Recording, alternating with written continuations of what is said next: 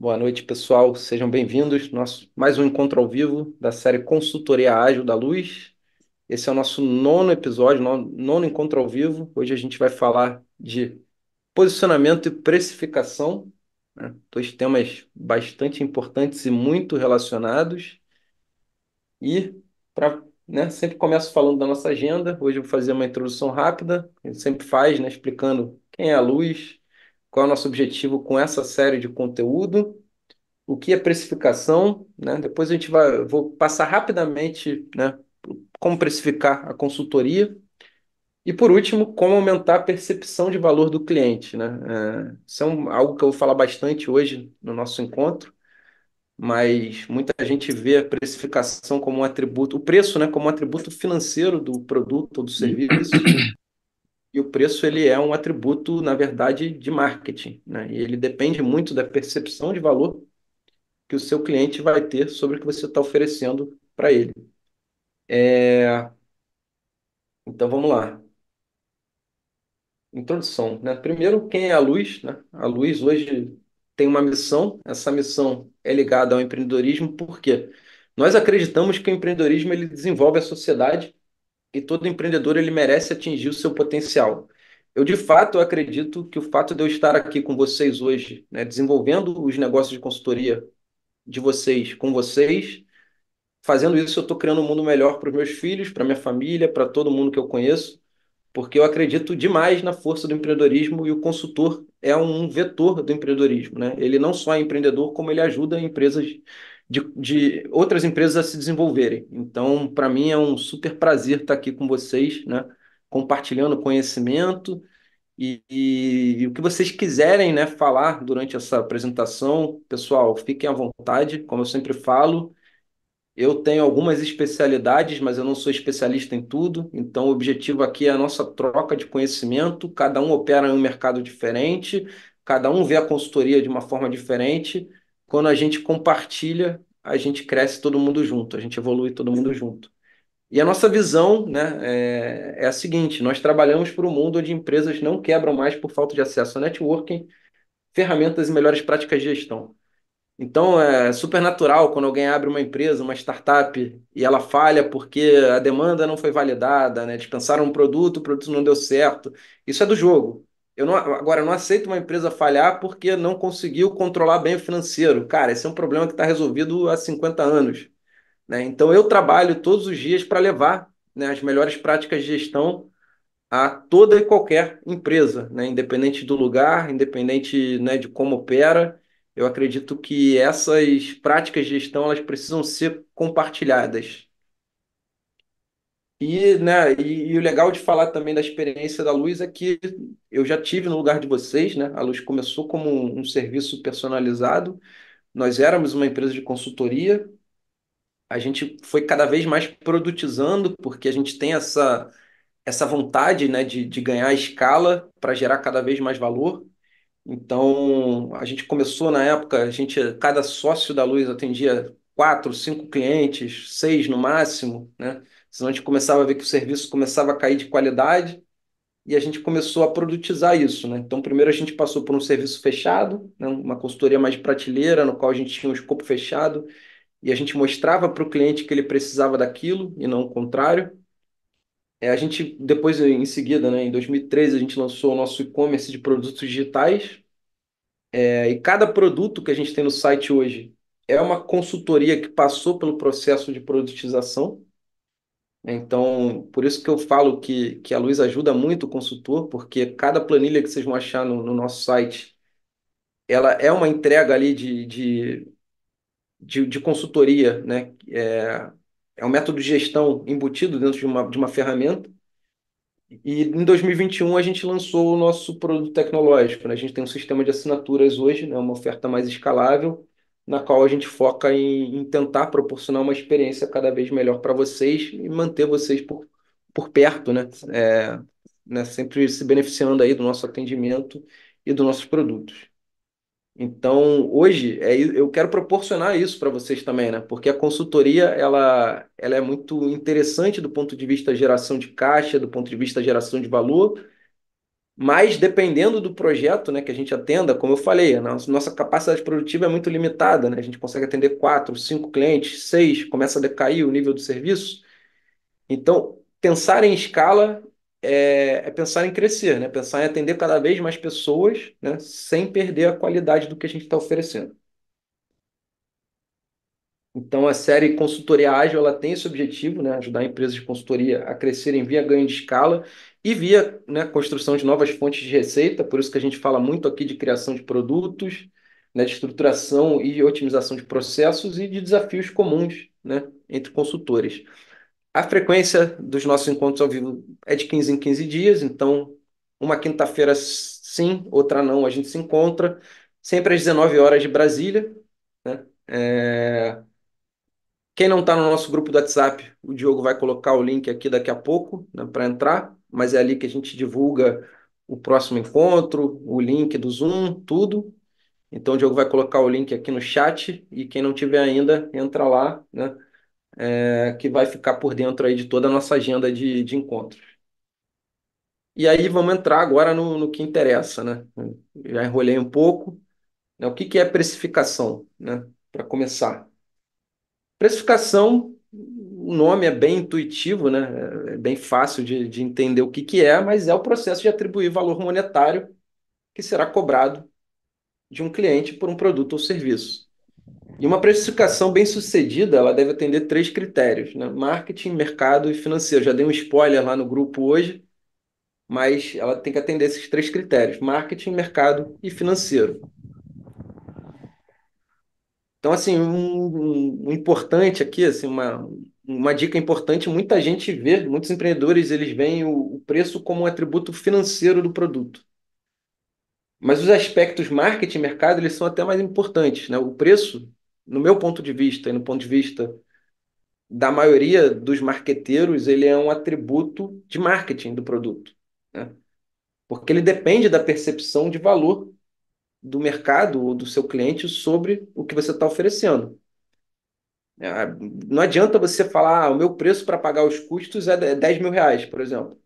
E o mercado vê que o teu preço, né, o que você está oferecendo deveria custar 7 mil reais, por exemplo. Você não vai conseguir operar a 10 mil, você vai ter que operar a 7. E você vai ter que reduzir os seus custos. Então, primeiro, né, você tem que pensar no marketing, no mercado.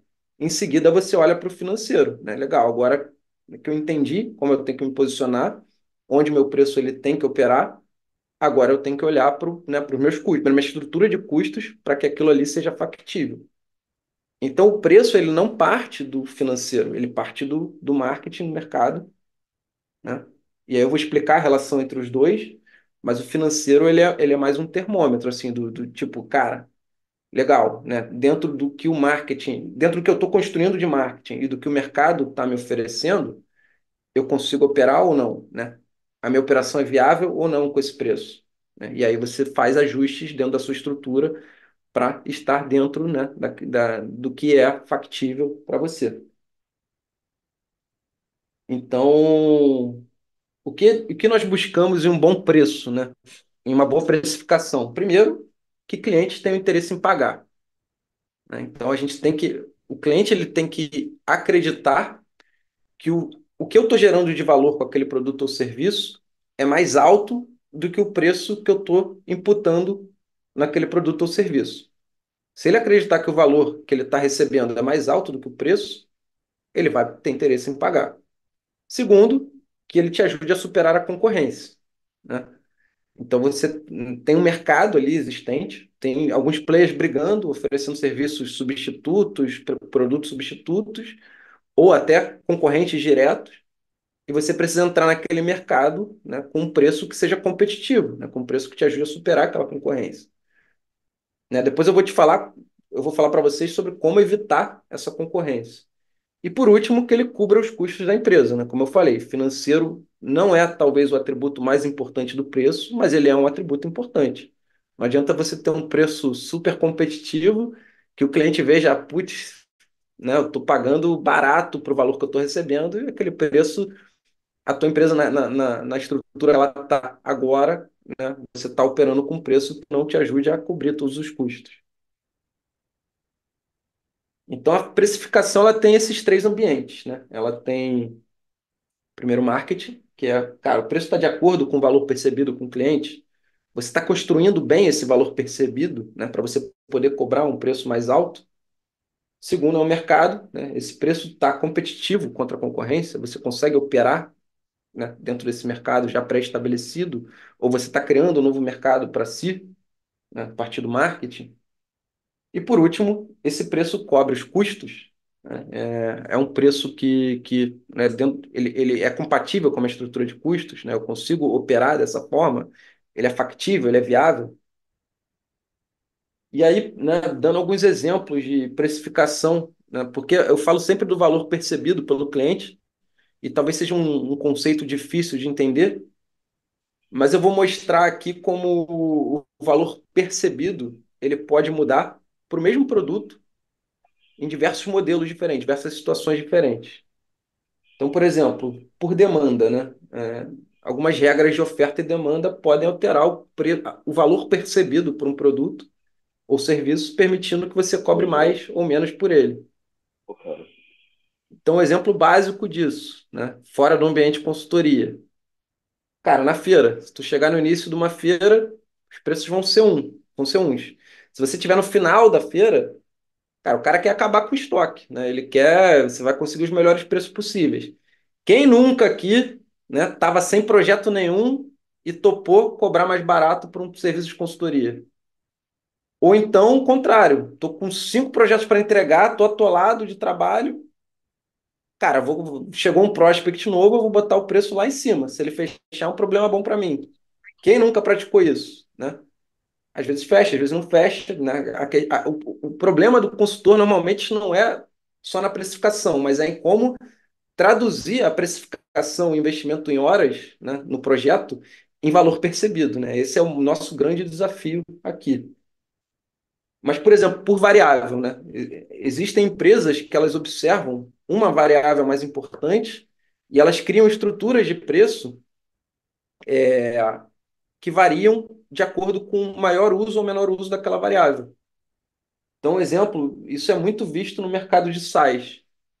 O Dropbox, por exemplo, ele tem faixas de preço de acordo com o uso que você vai ter de mais ou menos espaço, né, para armazenamento. Na consultoria isso também existe, né? Hora é a nossa variável mãe, assim, né? Tudo que a gente faz é pautado na quantidade de horas que a gente vai investir num serviço ou não, né? Mas, né, por exemplo, eu já ofereci serviços de consultoria com diferentes faixas de preço, baseado na quantidade de investimento de tempo que eu ia ter. Você pode ter um atendimento mais premium numa faixa, outro menos premium, uma quantidade de reuniões por mês, né, numa faixa, outra quantidade em outra. Isso é completamente aplicável. Em outro exemplo, tem empresas que simplesmente por terem um histórico maior e terem construído uma marca mais sólida, elas conseguem cobrar mais ou menos de acordo com, né, porque o valor percebido pelo cliente já é mais alto, né, naturalmente. Então, um exemplo aqui é a competição entre iPhone e Motorola. Se você for pegar os, todos o que compõe, né, os componentes ali do iPhone e do Motorola e comparar simplesmente o custo deles, vocês vão ver que a diferença de preço não é proporcional. O iPhone consegue cobrar muito mais. Por que que eles fazem isso? Porque a marca já aporta valor. É a mesma coisa, né? Sei lá, por que que a Accenture consegue cobrar um preço muito maior do que um consultor, por melhor que ele seja, né, operando num mercado ali mais regional, porque os caras têm uma estrutura gigante, eles têm um histórico muito grande, eles têm diversos cases de sucesso, né? Eles têm um como fazer ali muito consolidado. Então, é uma marca que já tem um valor embutido ali de confiança, de garantia de sucesso muito maior do que quem está entrando no mercado hoje, ou mesmo quem já opera há muito tempo, mas sem uma estrutura gigante, né? E aí, entrando num segundo ponto, né, de como precificar a consulta. Até aqui tudo bem, pessoal? Todo mundo entendendo? Show. Quem tiver dúvida, vai botando no site, no chat, né? Quem tiver qualquer pergunta a fazer, que eu vou lendo aqui. mas no final a gente pode conversar um pouco mais sobre isso. Como precificar a consultoria, né? Segundo ponto. Então, aqui eu vou falar sobre o processo de precificação que a Luz pratica, ou praticava, né? Como eu gosto de fazer, pensar na precificação. Não tem certo, não tem errado. Eu já vi pessoas que primeiro fazem o levantamento de custo e a precificação, depois vão pensar no mercado, no posicionamento. Eu prefiro fazer dessa forma. Primeiro eu analiso o mercado e a concorrência, em seguida eu penso no posicionamento e, por último, eu faço o levantamento de custos e a precificação final ali daquele serviço que eu quero prestar. Então, falando em análise de mercado e concorrência, para começar, quais são as perguntas que a gente quer responder aqui principalmente, né? A primeira é: o seu serviço de consultoria tem demanda na praça que você escolheu? Ah, eu quero começar uma consultoria em fusões e aquisições aqui no interior da Bahia. Cara, as empresas contratam isso, sabe? Ou você já vai ter um atendimento ali a nível nacional. Você tem como encontrar esse cliente, sabe? Você tem as conexões necessárias? Você vai conseguir encontrar essa demanda? Para começar, eu acho que é uma boa pergunta. Quais são os outros players nesse mercado que estão disputando clientes com você, né? E aí eu não estou falando só de concorrentes diretos, sabe? Tem substitutos. Por exemplo, outro dia eu vi um cara que estava decidindo entre uma empresa, contratar uma empresa de BPO financeiro e uma assistente virtual. São dois produtos que não são concorrentes diretos, mas são, em certo nível, substitutos. Como ele viu que ele precisava de alguém mais ali, full time não, mas com uma dedicação mais menos padronizada, ele optou pela assistente virtual. Mas então, quem são esses players que estão disputando o cliente com você hoje no mercado em que você quer entrar, né? Quais atributos o cliente valoriza no serviço e como a sua empresa performa frente a concorrentes, né? O cara valoriza mais prazo, qualidade, especialização. Que tipo de atributos um possível cliente desse serviço de consultoria ele espera receber e como a sua empresa performa frente, né, a esses outros players que estão operando no mesmo mercado? E por último, qual a ordem de grandeza de preço praticado por outras alternativas, por outras consultorias, né? Você está entrando no mercado, né, você precisa entender qual o preço que está sendo cobrado naquele mercado antes de entrar. Um exercício que eu gosto de fazer é a curva de valor. Não sei se todo mundo aqui, se alguém conhece, quem não conhece, mas a curva de valor ela é muito interessante porque ela te força a pensar, né, para cada serviço ou produto que você está lançando, quais são os principais atributos que o cliente valoriza, e a partir desses atributos você faz o comparativo entre a sua empresa e os principais concorrentes. Então, a curva de valor, ela te ajuda porque ela te dá um referencial sobre as suas possibilidades de elasticidade de preço. Você não pode querer ter um preço mais alto que a média do mercado, sendo que você performa pior do que seus concorrentes em qualidade, em prazo, em especialização, em atendimento, em tudo. Né? Para você praticar um preço maior do que a média de mercado, você tem que estar performando muito bem em relação aos seus concorrentes nos atributos mais valorizados pelo seu público-alvo.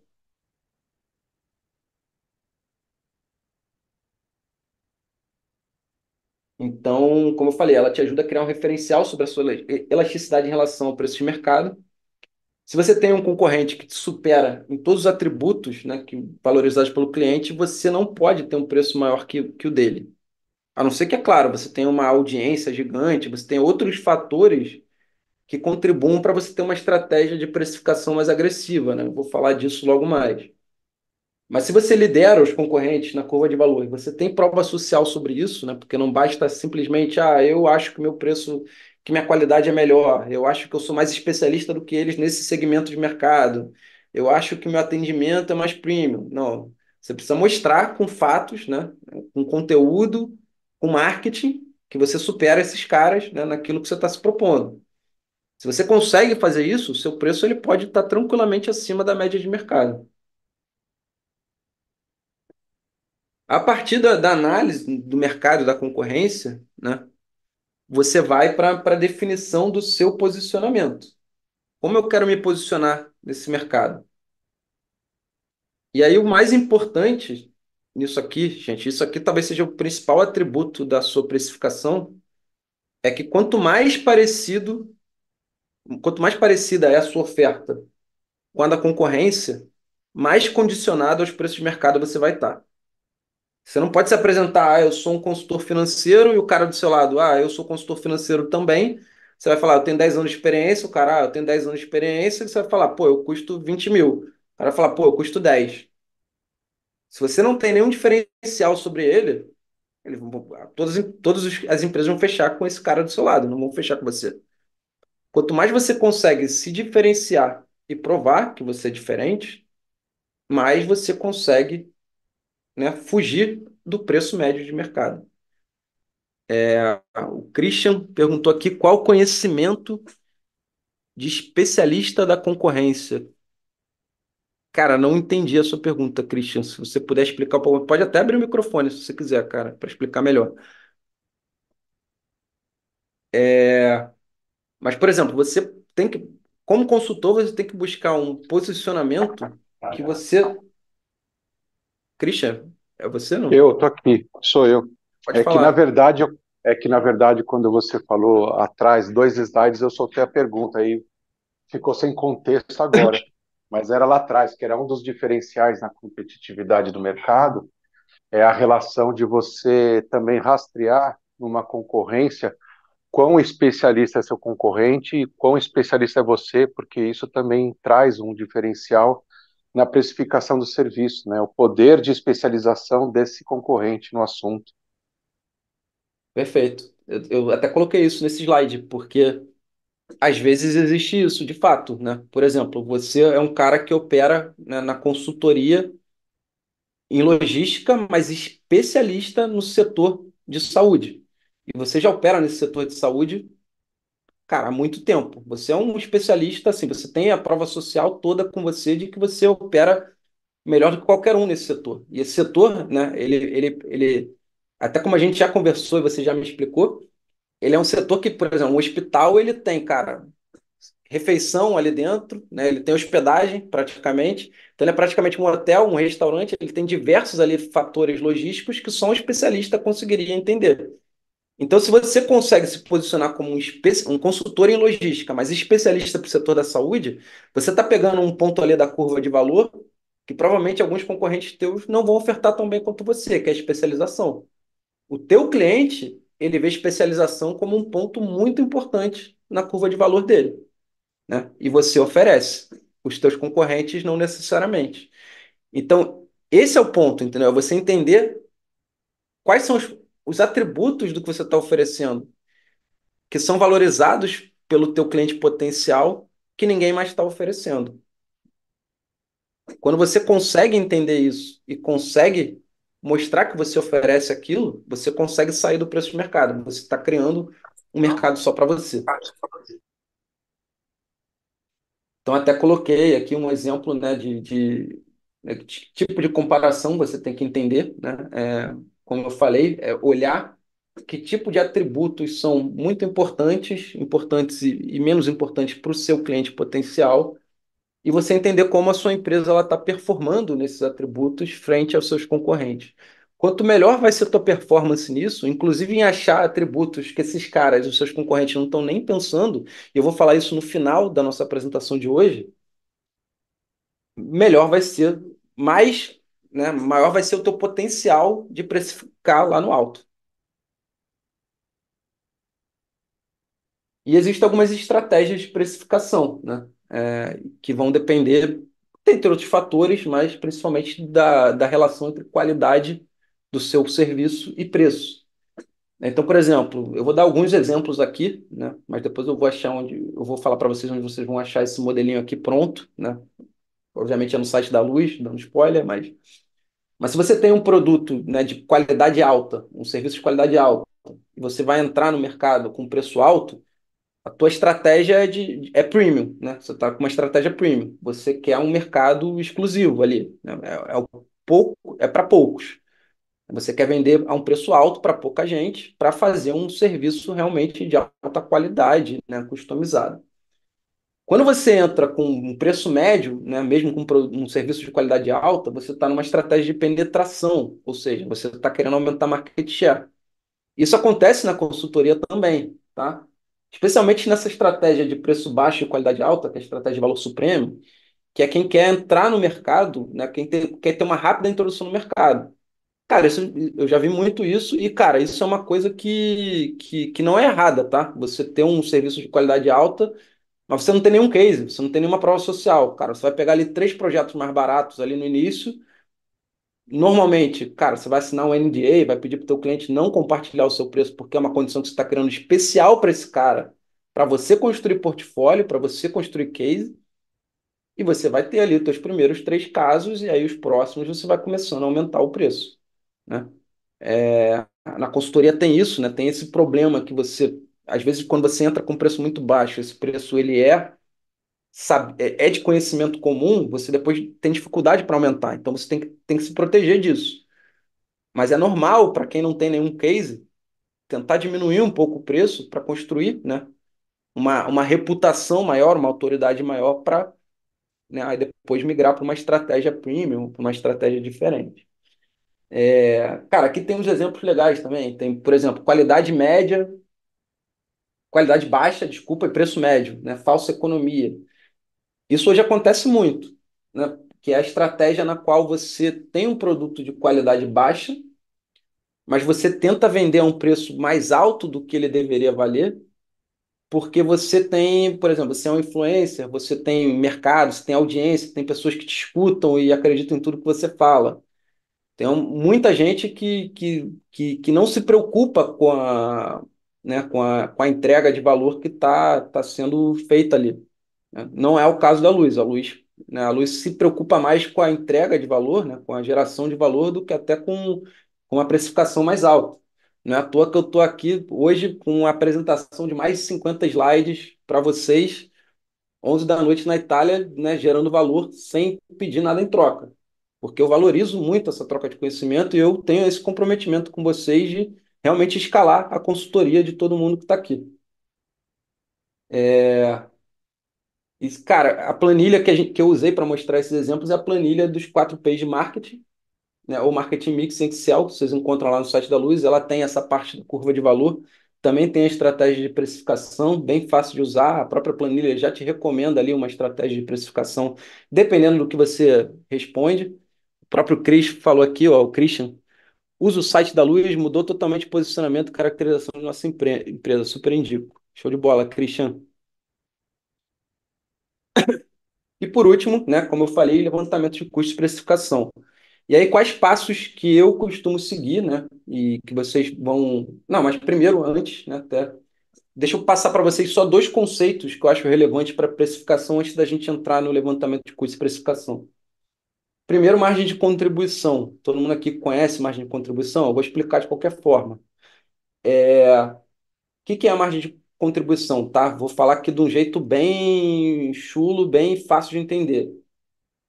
Quando você pega o teu preço de venda e tira os custos variáveis, ou seja, os custos diretos, aqueles custos que você só vai ter porque você está prestando aquele serviço, sobra um valor. Esse valor é a sua margem de contribuição. Em outras palavras, é o que sobra para você pagar os custos fixos da sua empresa e gerar a sua margem de lucro, né? Então, por exemplo, as suas horas de consultoria, normalmente elas são um custo direto, que você está aplicando naquele serviço. Então, você só está. No teu caso, você pode até pensar das duas formas diferentes.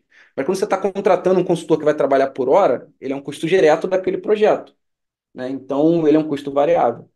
Para você chegar na tua margem de contribuição, você tem que tirar aquilo. Você tem que pensar só nos custos que eles continuariam existindo, né, se você não estivesse prestando aquele serviço. Então, nesse exemplo aqui, eu tenho um preço de venda, né, de R$ 10.000. Eu tenho 4.000 de custos diretos ligados àquele serviço que eu estou prestando. Me sobra uma margem de contribuição de 6.000 para pagar os custos fixos e gerar minha margem de lucro. E por que que isso é importante? Porque a margem de contribuição ela é importante para o cálculo do ponto de equilíbrio, né? E o que que é o ponto de equilíbrio? É o quanto você precisa vender para ficar no zero a zero. Então, digamos que tudo bem que a consultoria ela vai ter diversos tipos de projeto que você vai prestar, né, vários serviços que você vai prestar, mas você, digamos, vamos imaginar aqui que você tenha um preço médio ali, tá?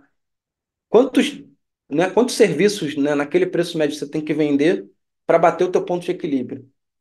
Depende da tua margem de contribuição. Nesse exemplo aqui, digamos que você tem uma empresa maiorzinha ali, você tem 30 mil de custos fixos todo mês.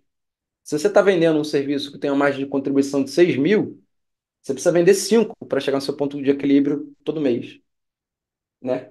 Então por que que eu estou falando isso? Porque essa aqui é a principal análise para você olhar para ver se a tua precificação está factível ou se você precisa fazer algum ajuste na tua estrutura de custos. Eu já vi casos, por exemplo, teve um amigo meu que há 10 anos atrás, eu até já dei esse exemplo aqui no consultoria ágil, mas ele falou para mim, Felipe, eu tive uma ideia genial. Vamos abrir um e-commerce de camisas e eu acho que a gente consegue cobrar R$ 50 para abrir esse e-commerce de camisas. E eu achei estranho, porque era muito barato. Apesar de ter sido há 10 anos atrás, eu achei muito barato. E eu fui perguntando para ele, cara, quanto é que tu vai gastar com o fornecedor? Ah, R$ 15. Ah, quanto é que é, não, quanto é que é a alíquota de imposto? Né? Ah, tanto. Ah, quanto é que pô, e para estampar, tanto. E o custo de aquisição de clientes, pô, eu imagino tanto. Quando eu fui ver, sobrava R$ 5 pro cara, né, de margem de contribuição. Falei, cara, porra, pra tu, sei lá, para tu, né, faturar 50 mil, você tem que vender 10 mil unidades. Faz sentido? Tu consegue? Não, cara, não. Eu falei, então, porra, não é viável. Você não consegue. Então o ponto de equilíbrio é importante para você entender se a tua precificação ela é factível ou se você tem que fazer algum ajuste ou no preço, claro, respeitando aquelas margens de mercado que eu mostrei, né? Se você é muito parecido com o resto do mercado, você tem que estar dentro dessa margem. Se você está criando um mercado só para você, você consegue ter mais elasticidade, mas lembrando que você tem que construir essa autoridade, você tem que construir esse posicionamento, não é simplesmente falar, eu sou isso e tá tudo certo. Então, o ponto de equilíbrio, acho que toda empresa ela tem que dominar de alguma forma o seu próprio ponto de equilíbrio, né? Entender quanto precisa vender para pagar os custos ali e sair pelo menos no zero a zero. E aí eu vou mostrar para vocês, né, usando a planilha de precificação de projetos de consultoria da Luz, da própria Luz, né, um exemplo de levantamento de custo e precificação. Então, a primeira aba da planilha aí que vocês vão usar é a cadastro de informações do projeto de consultoria que vocês vão tocar, né? Em especial, o cadastro das etapas da consultoria, porque elas vão definir ali, né, como vocês vão imputar os custos diretos e o homem-hora de vocês. Em seguida, tem uma calculadora de homem-hora na planilha. Como eu falei, homem-hora é a variável principal do preço de um projeto de consultoria. Quanto mais horas você dedicar num projeto de consultoria, mais caro ele tem que custar. Quanto menos horas você vai dedicar, menos ele tem que custar. Essa calculadora ela prevê três cenários, né? Que é o cálculo do seu homem-hora se você é um consultor autônomo, porque aí a visão de custos fixos ela é totalmente diferente, né? São os custos fixos pessoais, né? A quantidade de horas que você vai investir na consultoria normalmente são menores, né? Porque normalmente você tem uma atividade principal e você. Ou não, até a consultoria pode ser a tua atividade principal e você ser um autônomo, mas ela tem esse cenário. Você pode calcular o valor de homem-hora de um consultor contratado pela sua empresa, né? E aí ela vai partir da visão de qual é o custo desse cara para a tua empresa, quantas horas ele tem disponível para chegar ao valor de homem-hora dele. E por último, o valor de homem-hora de um consultor terceirizado ali que está fazendo um trabalho pontual para você. Em seguida, você vai estimar horas. Cada etapa, né? O custo dela tem que ser proporcional à quantidade de horas que você, né? E no caso, se você tiver uma equipe de consultoras, vão aportar, né? Em cada etapa. Então, você vai, né, colocar os consultores que fazem parte daquele projeto. Às vezes vai ser só você e tudo bem. O homem-hora que você já calculou ali na calculadora e você vai imputar quantas horas você vai investir em cada etapa daquele projeto. Em seguida, você vai estimar outros custos diretos, né, vinculados a cada etapa ou não. Também tem um espaço para você colocar custos gerais relacionados ao projeto. Mas, cara, em cada etapa, às vezes você vai ter uma reunião presencial, você precisa gastar com hospedagem, transporte, alimentação, e você tem que ter aquilo ali imputado. Às vezes você vai precisar fazer uma compra ou uma aquisição, né, para realizar determinada fase de um projeto. Aquilo ali tem que ser considerado um custo variável. Você só está fazendo aquilo porque aquele projeto existe. Então, aquilo ali tem que estar no custo do projeto, né, para você avaliar se ele vale a pena, né, naquele preço ou não. Até aqui tudo bem, pessoal? Vocês estão muito quietos hoje. O assunto é mais denso, ninguém quer falar, ninguém quer se arriscar. Depois a gente para de gravar e aí todo mundo te conversa um pouco. É que o assunto está muito bom, cara. A gente tem que ficar quieto e ouvir. Tá bom, obrigado, Christian. Sabe, Felipe, isso é uma das principais dúvidas que os consultores, novos consultores, vêm para a gente na BCO e aqui no É, IMC né? dos Estados Unidos para perguntar exatamente isso, a precificação, como é que eu faço, tal, tal. É um item, um conteúdo sensacional. Pô, vamos levar isso lá para a BCO daqui a pouco. Com Certeza certeza, que com certeza. ajudar mais gente. E por último, na nossa planilha, vocês vão encontrar a aba de precificação final ali, na qual, além, né, de tudo que vocês já trouxeram dos outros inputs da planilha, a gente tem a possibilidade de você acrescentar um valor ali por considerar que existe um risco a mais ou não no projeto, existe uma margem de lucro desejada ali, né? E você vai imputar também os impostos, comissões, se elas existirem, se você vai dar algum tipo de desconto, e você vai chegar no valor final para o cliente, no qual você vai ter discriminado o custo por etapa e a margem de contribuição do projeto, em percentual e valor final, né? E essa margem de contribuição, ela é legal para você fazer aquela análise que eu falei, né? Depois você vai imputar os seus custos fixos e você vai entender, né, quantos projetos daquela natureza você precisa vender para pagar os seus custos fixos. Porque se você gerar um valor aqui absurdo, tipo, sei lá, 10, cara, e você não consegue prestar 10 serviços desses simultaneamente, tem alguma coisa errada com a sua precificação. Então você tem que ajustar a tua estrutura e o teu preço de forma que você consiga atender aqueles três fatores que eu falei no início da apresentação. Marketing, né, o teu cliente vê valor no que você está oferecendo, vê que o valor está alinhado ao preço que você está oferecendo.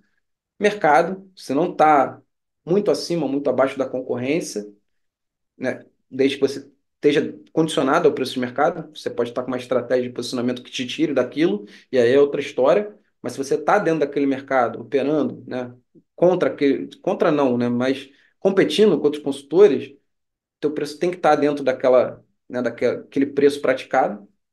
E por último, né, cobrindo os custos. Eu acho que o ponto de equilíbrio é uma análise muito boa para você fazer para chegar a essa conclusão final, quando você chega ao final da sua precificação. E acho que a precificação talvez seja uma das áreas da luz que a gente tem mais desenvolvidas, assim, né? Tipo, a gente tem planilha de precificação para quase tudo. Tem de projetos de consultoria, né, como eu mostrei aqui, né? Serviços, produtos, revenda, né? Que a de produtos ela tem um viés um pouco mais industrial ali de quem está produzindo, mas a revenda é excelente para o varejo. Tem precificação de mensalidade, tem precificação de cursos, hotéis e pousadas, tem de motéis também, não sei por quê. Então, se está pensando em abrir um motel, também temos planilha de precificação até para isso. E produtos no dropshipping, né? Eu até falei no último encontro, né, de modelos de negócio. Não lembro se eu falei de dropshipping, né, mas é aquele modelo em que você já acha o fornecedor pronto para fazer toda a operação e você só fica com o ponto de venda digital. A compra é toda é feita, a venda é feita por você, mas o fornecedor ele embala, entrega por ele mesmo. Mas então a gente tem planilha para quase tudo de precificação. E é importante eu falar isso porque precificação também é serviço de consultoria, tá? Eu já fiz projetos de consultoria em análise de custo e precificação. Mais de um até, porque o André falou que é uma dúvida dos consultores, também é uma dúvida da maioria dos empresários. Eu me lembro até hoje, cara, na minha vida que eu fiz um projeto de análise de custos e precificação para uma pequena indústria e no final eu entreguei para o cara uma planilha, né, para variar, né, por isso que a gente abriu o e-commerce de planilhas e o cara, só faltou ele chorar na minha frente que ele falou, cara, agora eu tô vendo que eu cobrei errado a minha vida inteira, né? Minha estrutura de custos não faz sentido. E eles veem valor, cara. Os empresários veem valor nisso. É uma dúvida muito grande assim do empreendedor em geral, seja consultor ou em outros segmentos. Se me Pode permite falar. adicionar, principalmente quando você tem um produto onde você não tem um parâmetro de mercado, um produto que é uma inovação, etc. Eu tenho um cliente assim, então para você ajustar, você tem que fazer muita pesquisa de mercado antes, etc., para entender um pouquinho como o mercado vai reagir na precificação e trabalhar com custeio também, custeio e markup, e tudo, né? É, exatamente. Esse projeto que eu me lembro, que eu estava falando aqui agora é engraçado porque era até uma pequena indústria assim, meio tradicional, que era o cara fazia umas cerâmicas ali, meio chiques ali para vender, então ele fazia todo o processo, assim, desde sei lá, agora eu nem lembro mais, cara, faz muito tempo, mas ele fazia lá desde a produção ali, meio artesanal, botava no forno, aí fazia um processo de esmaltagem, pintura. Só que, cara, o pigmento é engraçado, né? Porque quando você vai entrando num setor diferente, você vai entendendo as nuances daquele setor. Eu lembro que o pigmento da tinta vermelha era muito mais caro que o da azul. E ele descobriu que ele estava tendo prejuízo nos produtos que ele pintava de vermelho. E aí o cara falou, pô, eu vou passar a fazer só produto azul E é uma saída, sabe? Ele não precisou mudar a precificação, mas ele passou a entender melhor como o portfólio dele de produtos precisava se comportar. Então é sensacional, porque às vezes tu começa um projeto com objetivo e tu gera valor, mas por outro. E aí, por último, pessoal, para a gente finalizar, é, como aumentar a percepção de valor do cliente, né? E eu acho que tem coisas assim que eu gosto de explicar mostrando exemplos, né? Então, aqui eu separei alguns cases assim de como um posicionamento único e buscar diferenciação permitem que você saia de um mercado tradicional e entre em outro mercado completamente novo. E eu trouxe um case assim mais geral e quatro mais ligados à consultoria em si, né? Para ficar bem na realidade de todo mundo aqui. Então, primeiro, como eu falei, é fora do ambiente de consultoria, mas é um case que eu gosto demais, né? Que é o case do Cirque du Soleil. O que esses caras fizeram? Eles perceberam que tinha um monte de circo, né, operando. Então tinham circos regionais menores, tinham circos. E tinha um circo ali na época deles que se destacava na curva de valor contra todos os outros circos, né? Que era esse aí da curva vermelha. Então os caras tinham, né, os melhores astros circenses, eles tinham os melhores espetáculos com animais. O que a galera do Cirque du Soleil pensou? Porra, se eu for competir com esses caras, eu tô morto, né? Porque esses caras são muito bons, né? Os caras fazem tudo quase perfeito. Então, o que eu tenho que fazer? Eu tenho que buscar coisas que esses caras não fazem e o público valoriza. Então, eles começaram a entender que, cara, tinha uma valorização ali do espetáculo em si que ninguém mais fazia. Então, eles começaram a investir num roteiro, né? Porque você vai no Circo do Soleil, ele sempre tem um tema principal, num palco principal, né? Várias produções, na coreografia, nos figurinos, que eram coisas que ninguém fazia. E aí, o que esses caras fizeram? Hoje em dia, tu vai lá em Las Vegas, por exemplo, tu vai ver o Circo du Soleil no patamar de um evento do UFC top, tu vai ver os caras no patamar de um show de rock com uma banda extremamente famosa, você vai ver os caras no patamar, né, de um show de mágica de um astro mundial. E, porra, né, eles não competem, cara, eles não são mais circo, ninguém vai mais ver eles como circo, eles não competem com esses caras aqui da curva vermelha e da curva azul. Eles criaram um negócio novo e hoje em dia, né, você entende que o preço daquela categoria é outra, não é você levar os teus filhos aqui no circo da esquina aqui de casa, é outra coisa. Você tá lá num hotel em Las Vegas e os caras estão, né, com espetáculo ali no, sei lá, nos lugares, é como se fosse num show da Broadway, assim. Mas aí entrando no mundo consultoria, né? Como eu falei, trouxe o case do André aqui, ó, Nova Orbis. Quem tiver querendo emigrar para os Estados Unidos, aliás, fala com esse cara aqui. Mas por que o case dele chama atenção, assim, né? Nova Orbis é novo mundo, né? Ele me explicou em Nova latim. Orbis, Orbis. Aham. Nova Orbis, ela é novo mundo em latim. E é muito legal, né? Porque o André, ele é especialista, né, em vários tipos de consultoria, mas ele me falou que o principal que chega para ele até hoje são pessoas que querem entrar, né, nos Estados Unidos, né, e conseguir o visto de imigrante via investimento, né, via empreendedorismo. Então o que que ele percebeu, né? Que os principais concorrentes deles fazem aquele serviço mais de prateleira, do tipo, cara, né, preenche aqui esse formulário, eu vou te entregar um business plan, né, e você vai lá e consegue lá o teu visto. Só que ele percebeu que o cara que contrata esse serviço, ele tem uma série de inseguranças, né? Ele quer conseguir aprovação, ele está tenso se ele vai conseguir, né? Então, né, o que que o André faz? Ele faz um atendimento muito mais premium, no qual ele prepara o cara, inclusive para entrevista de imigração. E com isso, né, eu pedi permissão para ele para botar o case dele aqui. Falei que eu não vou citar valores, mas ele consegue cobrar quase o dobro da concorrência dele, o que é um case maravilhoso. Parabéns, André, pela visão de mercado aí que você tem. Quiser acrescentar alguma coisa, se eu falei besteira, se não falei, fica à Não, vontade. só que eu trabalho para os escritórios de imigração, né, para os É, tem isso advogados. também. Então, assim, os caras Sim. querem montar empresas aqui, o cara está chegando aqui, vai montar a empresa dele, não tem ideia como funciona aqui o mercado americano para empreendedorismo. Então, a gente dá toda essa parte de consultoria para ele, apoio, a formação da empresa, na parte de tributária, a gente não faz exatamente, não entra em aconselhamento tributário, porque para isso você tem que ser um advogado tributarista ou um contador. Mas a gente diz, olha, você precisa cuidar desse imposto, disso. Então a gente dá um suporte muito maior para ele. E o plano de negócio que a gente faz, como você sabe, Filipe, ele é extremamente mais detalhado do que aqueles outros que o mercado tem aí. É absurdamente mais detalhado. Ele entra bem no detalhe mesmo, o que faz com que o processo do cara tenha uma chance maior de aprovação, né? E eu acho isso que você falou o mais genial ainda nesse case, porque você conseguiu as parcerias estratégicas, porque o escritório, né, de imigração ali, né, quando, né, o cara subcontrata, né, a empresa, o consultor Uhum. para fazer o business plan, e, por exemplo, aquele business plan não passa, quem fica mal na foto é o escritório de imigração. Exatamente. Então, o Exatamente. cara tem muito incentivo para te indicar, porque sabe que a tua taxa de sucesso é lá no alto, porque você faz esse atendimento premium, esse acompanhamento. Os advogados eles falam muitas vezes assim, tem advogados corporativos que entendem muito de empresa.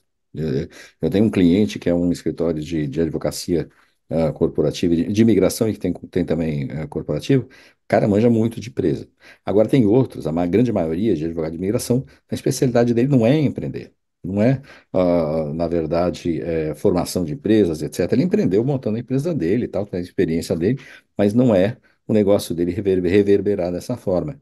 Então ele fala assim, André, olha, às vezes eu não tenho condição de analisar um bom business plan quando ele chega aqui. Então o cliente vem, traz o business plan e eu falo, putz, eu não sei se está certo essa análise, se não está certa, etc., porque o meu negócio é lei. Então é a mesma coisa, se você der as leis para eu interpretar, eu vou fazer alguma bobagem, porque eu não fui treinado para isso. Então eles falam assim, olha, como você falou, ele falou, se eu tomar a tinta, se eu perder, se o meu cliente não for aprovado, e dependendo do tipo de visto, o business plan ele tem muita força nisso. Se o meu cliente não for aprovado, quem fica mal na história não é o business plan, não é o cliente, sou eu. Fala, olha, o escritório daquele advogado lá reprovou o visto. Entendeu? Então, aí eles falam, André, pelo amor de Deus, então eu vou fazer o seguinte: alguns escritórios fazem assim, eles falam, ó, falam para o cliente, vai lá e compra um business plan e traz um business plan aqui. Outros já colocam no preço deles o meu valor do business Business plan plan. embutido. É, Porque eles genial, falam, não genial. quero que faça em outro lugar, você vai fazer com o André, porque ali a gente sabe que vai dar certo, hein? E a gente dá um apoio muito grande para o pessoal, né, Felipe? Porque é aquele negócio, o cara ele vai investir aqui.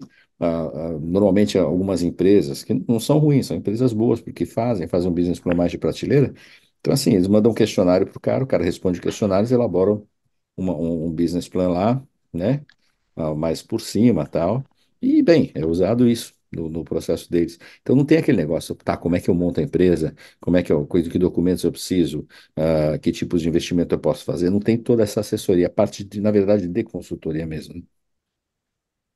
Não, é sensacional esse case, cara. Por isso que eu quis trazer aqui, porque mostra muito isso de quando você entende uma demanda não atendida do mercado Isso não, as pessoas acham que isso só vale para produto. Cara, vale para serviço também.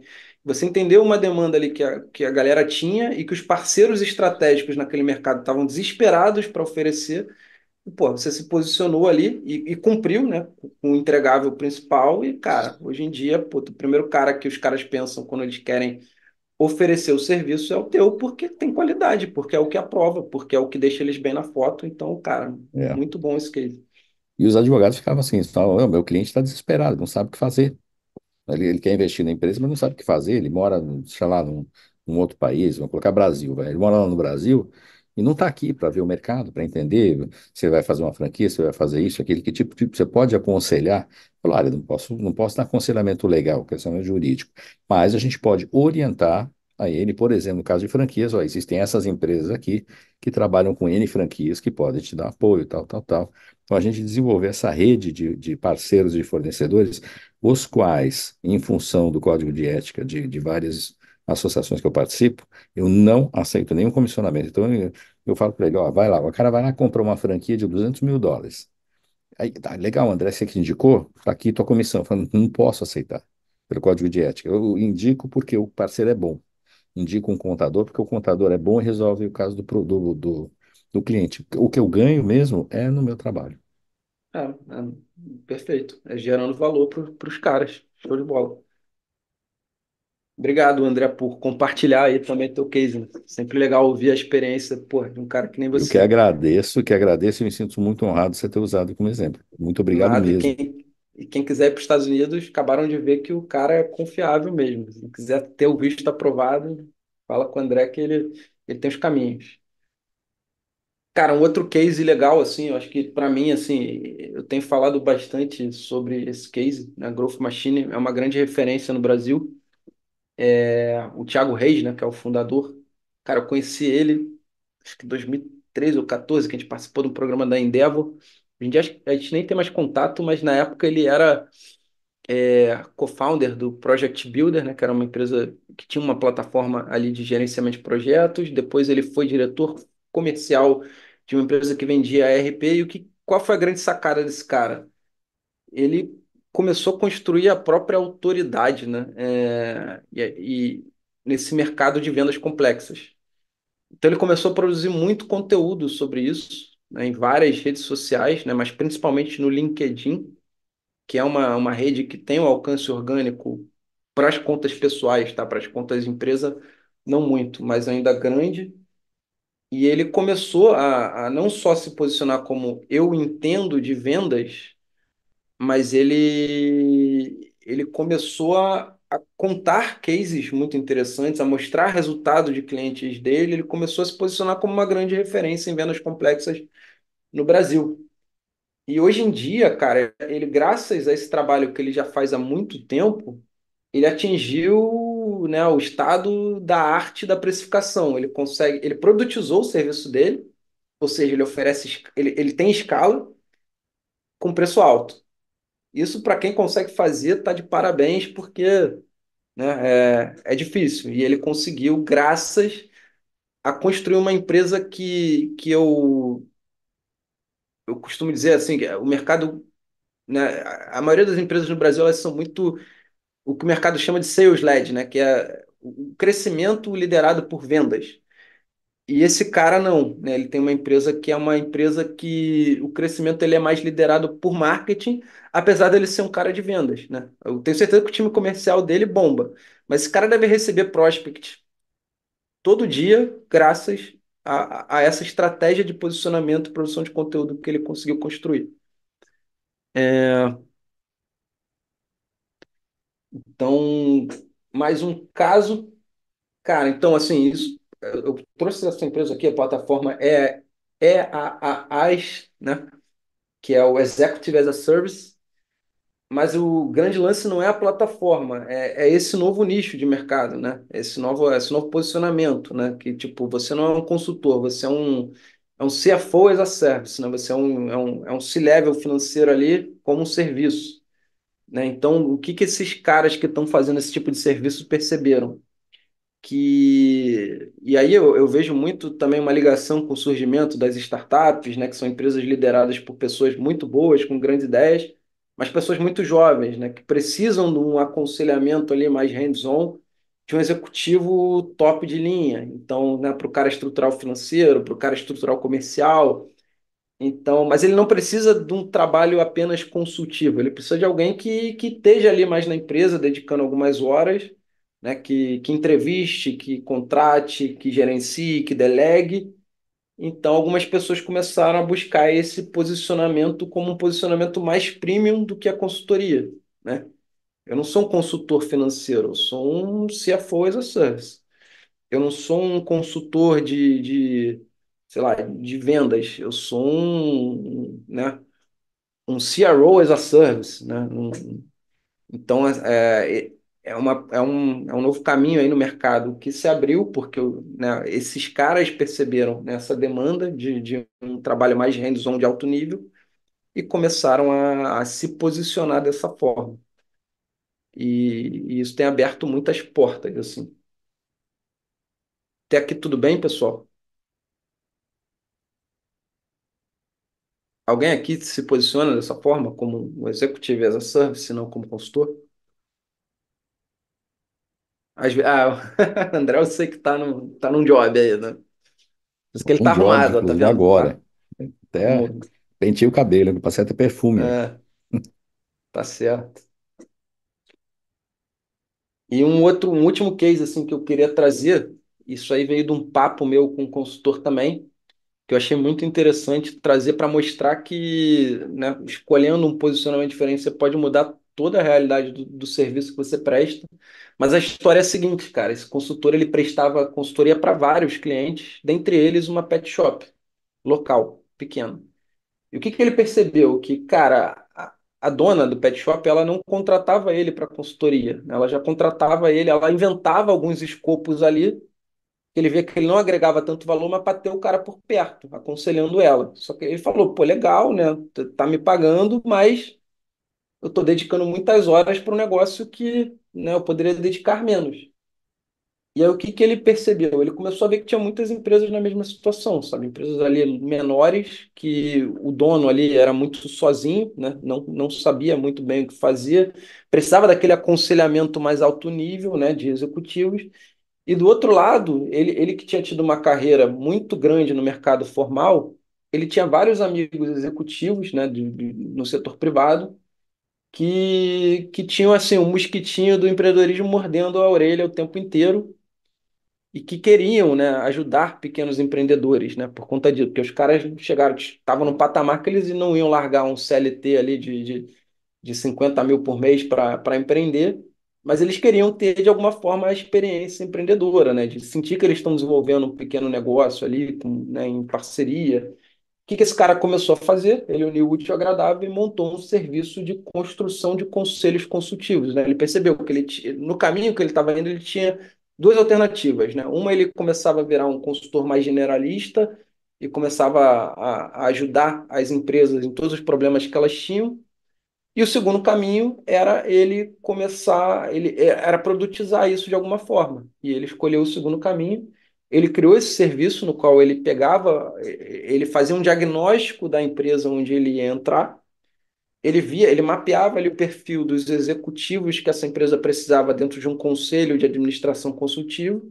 Ele convidava os caras para o conselho, né? Montava o conselho e aí o conselho começava a operar em reuniões ali mensais, bimestrais, onde todo mundo ouvia ali os problemas do empreendedor e tentava ajudar de alguma forma. E aquilo ali passou a ser um valor de um serviço de alto valor agregado para ele, porque o preço era tão alto quanto a consultoria, mas ele dedicava muito menos horas, né, na execução desse serviço. Ele conseguia ter 10, 20, 30 clientes ao mesmo tempo, quando na consultoria ele não conseguia. Então, é um posicionamento totalmente diferente que ele encontrou ali, né, na forma como ele via o serviço dele. Ele não se apresentava mais como conselheiro, mas como, né, uma empresa que constrói o seu serviço, o seu conselho de administração, e ele passou a focar só nisso.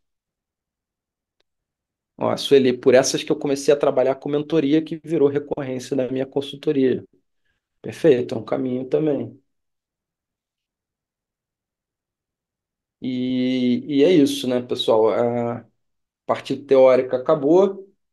E aí você deve estar se perguntando quais são os próximos passos, né? Eu sempre coloco aqui, cara, não opcional, é começar um teste ali de 7 dias grátis no Luz Prime, né? Nossa plataforma ali de ferramentas.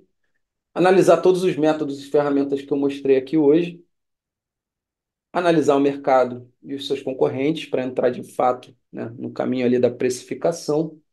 Definir a estratégia de posicionamento e precificação, né, quando eu mostrei ali no começo. Precificar os seus serviços cumprindo as estratégias definidas e cobrindo os custos, né? Como eu falei, chegar naquele alinhamento entre os três ambientes da precificação, marketing, mercado e custos. E, cara, lembrar aqui, mais uma vez, ressaltar que precificação também é serviço de consultoria, né? Como o André falou aqui, é uma dificuldade de consultores, mas também eu falei que é uma dificuldade também de empresários em geral, qual preço eles dão nos produtos ou nos serviços. Então, vocês também podem, né, começar a formular esse serviço de análise de custos e precificação. E mercado também, né, que é sempre importante, né? Acho que dependendo do serviço, se ele for muito inovador, eu acho que cabe mais pesquisa de mercado ainda do que análise de custos. E aí eu queria também, né, convidar vocês para os nossos próximos encontros, né? A gente tem 2 encontros marcados, eu vou falar dos dois aqui. O primeiro, a gente vai fazer uma masterclass em parceria com Eduardo Valneide, que é um especialista em liderança. Quem me conhece sabe que eu e a Luz, né, nós somos fanáticos por metodologias, né, por métodos. E eu sempre busquei na minha vida como empreendedor, de verdade, assim, sempre busquei mesmo uma metodologia que me desse amparo em relação à construção de lideranças, né? Como eu preciso evoluir, como eu preciso evoluir o meu time, né? Como eu preciso desenvolver o meu time para criar de fato um time de alta performance e desbloquear o crescimento da minha empresa. E eu conheço o Eduardo há um tempo. Eu gostei tanto porque eu comecei contratando o serviço dele para mim, né, como pessoa física, e eu gostei tanto que eu falei, cara, eu tenho que levar isso para a Luz, e eu levei isso para a Luz, né? A gente analisou todo o organograma juntos, ele fez o assessment individual com toda a minha equipe, a gente reorganizou a empresa. Hoje em dia, nenhuma contratação mais entra na Luz sem passar por esse cara, mas eu não estava satisfeito. Eu falei, cara, eu preciso levar isso para toda a minha base, para, né, todo mundo todos os empreendedores que estão ali nos entornos da Luz. Então, a gente decidiu fazer essa masterclass juntos. Eduardo, você está aí? Ele Tô falou na que área. ele está na área. Quer Tô falar na um área. Boa pouco aí noite, sobre o gente. que a galera pode esperar do nosso encontro aí do dia 11, 12 Claro. de segunda?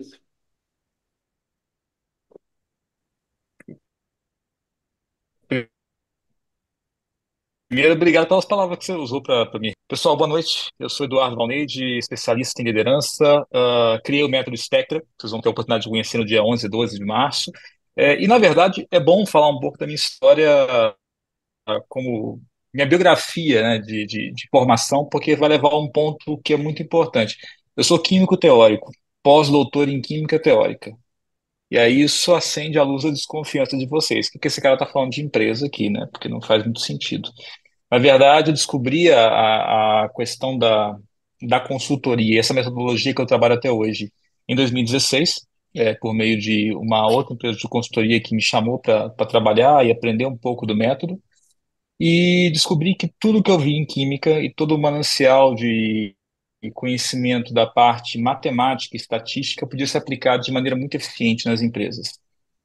E aí juntei um pouco da metodologia de Elliott Jacques, que é um psiquiatra, na verdade, que criou um método de aplicar ciência na construção das empresas e não ir por conta dos achismos ou ideologias, para realmente construir empresas bem eficazes. E a partir disso eu desenvolvi uma parte estatística complementar a Jacques, que a gente chama de método Spectra, né? Que na verdade permite enxergar todas as componentes que fazem a empresa ter a sua luz própria. E eu vou falar um pouco disso para vocês no dia 11 e 12, explicando com detalhes como isso pode ser usado na sua empresa e como você pode usar na sua vida pessoal também, porque tem aplicações que são inúmeras. Então, conto com vocês. Vai ser uma troca realmente que a gente vai ter no dia 11 e 12 de março e podemos enriquecer muito esse papo caso você esteja com a gente aqui. Então, o convite está feito. Cripo, obrigado pela oportunidade aí e nos vemos em Pô, breve. eu que te agradeço, tem sido fundamental na minha experiência e o pessoal aqui que já acompanha a Luz há um tempo sabe que eu não sou muito de indicar, recomendar, eu só recomendo e indico quando eu acredito de verdade. Então, vai ser, cara, é uma oportunidade única, de fato. Vai ser bem legal aí, dia 11 e 12. Quem puder estar com a gente, sempre nesse horário, mesmo horário que está sendo essa live de hoje. É, a gente vai mandar o link lá no grupo Consultoria Ágil. Quem não está, aliás, no grupo de WhatsApp, o Diogo vai mandar o link aqui no chat e compareçam, quem puder, porque vai ser muito, muito interessante mesmo. Quem está naquela fase de começar a construir a equipe, ou já tem uma equipe e pensa, putz, por que que minha empresa não cresce? Por que que eu não tenho segurança para delegar? Por que que, né, parece que, sei lá, eu passo algumas atividades e elas voltam para mim. Vai tirar todas as dúvidas nesse dia, porque é um método que realmente, para mim, foi revelador, pelo menos, né? Não sei para todo mundo. Eu espero que seja para todo mundo, mas é bem interessante. E na mesma semana, pessoal, no dia 14 de março, vai ter um encontro super especial também na própria consultoria Ágil, na quinta-feira, com o Igor Furniel, nosso parceiro da Evoluto. Eu já recomendei bastante também a ferramenta Devoluto. Para quem está na fase de tração, ganho de escala, é essencial, né? Te ajuda a padronizar boa parte do que você está fazendo na consultoria. Inclusive, lá no Prime Mais eu falo sobre eles também. A gente tem, inclusive, uma parceria, né? Eu já falei aqui algumas vezes, né? Quem quiser encontrar a Biblioteca Luz através da Evoluto, né, consegue também usar as planilhas da Luz dentro da plataforma da Evoluto. E no dia 14 a gente falou, né? Por que não, né? Nossa parceria, né, de sucesso aqui, a gente fazer uma live juntos aí, mostrando, dando mais dicas aí de como escalar a consultoria e até mostrar a ferramenta mais a fundo, como ela funciona, como ela pode ajudar vocês. Então é isso, está marcado. E quem puder comparecer, né, a gente, como sempre, vai mandar o link tudo lá no grupo do WhatsApp. O Diogo acabou de mandar o link aqui no chat. E, pessoal, da nossa parte.